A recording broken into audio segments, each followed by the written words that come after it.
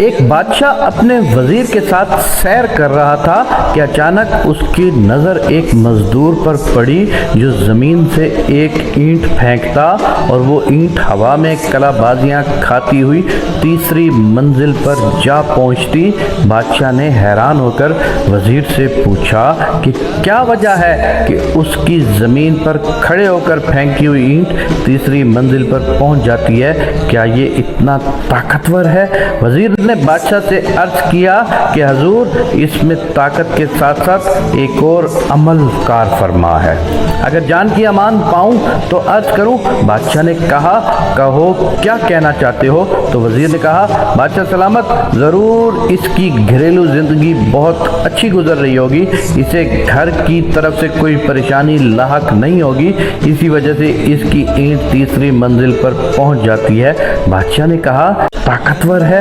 وزیر نے بادشاہ سے عرض کیا کہ حضور، اس میں طاقت کے ساتھ ساتھ ایک اور عمل کار فرما ہے، اگر جان کی امان پاؤں تو عرض کروں؟ بادشاہ نے کہا کہو کیا کہنا چاہتے ہو؟ تو وزیر نے کہا بادشاہ سلامت، ضرور اس کی گھریلو زندگی بہت اچھی گزر رہی ہوگی، اسے گھر کی طرف سے کوئی پریشانی لاحق نہیں ہوگی، اسی وجہ سے اس کی اینٹ تیسری منزل پر پہنچ جاتی ہے۔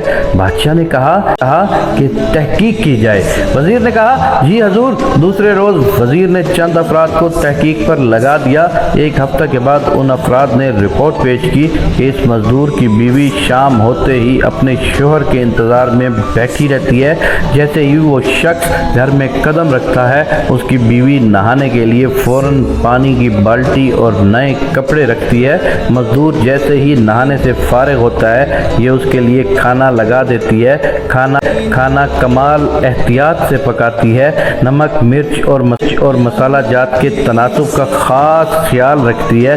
کھانے سے فارغ ہونے کے بعد لیٹنے کے لیے بستر لگاتی ہے۔ سونے سے پہلے اپنے شوہر کو پینے کے لیے دودھ دیتی ہے۔ کسی پریشانی کا ذکر نہیں کرتی اور صبر سے کام لیتی ہے۔ جب یہ رپورٹ بادشاہ کے سامنے پیش ہوئی تو وہ مزید حیران ہوا۔ اس نے وزیر کو کہا کہ ان کے درمیان کچھ رنجش اور چپکلش پیدا کرو، پھر دیکھیں کیا نتیجہ نکلتا ہے۔ چنانچہ وزیر نے خاتون کی ملنے جلنے والی عورتوں کی مدد سے ایسا ہی کروا دیا۔ وزیر نے کسی طریقے سے اس کی بیوی کے کانوں میں بات ڈالی کہ تمہارا شوہر غیر عورتوں سے ناجائز تعلقات میں ہے۔ بس پھر کیا تھا، شام کو مزدور جو ہی گھر پہنچا تو نہانے کے لیے پانی کی بالٹی تھی، نہ ہی کھانے کا انتظام اور نہ ہی سونے کے لیے بستر۔ اس نے بیوی سے وجہ پوچھی تو وہ لڑنے مرنے کو تیار ہو گئی۔ مزدور نے بہت صفائی پیش کی، لیکن بیوی تھی کہ ماننے کو تیار ہی نہ ہوئی۔ چند دن یہ قصہ یوں ہی چلتا رہا۔ ایک دن وزیر نے بادشاہ کو کہا بادشاہ سلامت، ہم سیر پر چلتے ہیں اور اس مزدور کی حالت دیکھتے ہیں۔ بادشاہ وزیر سمیت سیر پر نکلا اور اس مزدور کے پاس پہنچا تو کیا دیکھتے ہیں کہ مزدور لاکھ کوشش کرتا ہے لیکن اینٹ پہلی منزل سے اوپر نہیں جاتی۔ بادشاہ وزیر کے فہم و فراست کو مان گیا اور اسے یقین ہو گیا کہ اینٹ کو تیسری منزل پر صرف طاقت ہی نہیں بلکہ انسان کی خوشگوار زندگی پہنچاتی ہے۔ قصہ مختصر کہ مزدور کی بیوی کو بتایا گیا کہ یہ سب تمہارے ساتھ ڈرامہ کیا گیا تھا۔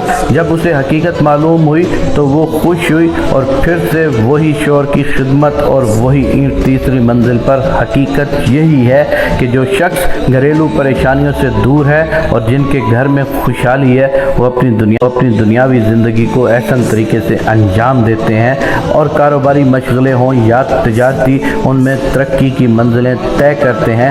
بعض اوقات گھروں میں رنجش جان بوجھ کر ڈالی جاتی ہیں تاکہ ان کے درمیان ہونے والی لڑائی کو دیکھ کر ہم محظوظ ہوں، اور ایسا کرنے سے پہلے یہ خیال رہے کہ ایسا ہمارے ساتھ بھی ہو سکتا ہے۔ خوشخبریاں دو، نفرتیں نہ پھیلاؤ، آسانیاں پیدا کرو، مشکلات نہ پیدا کرو اور صرف اللہ کو یاد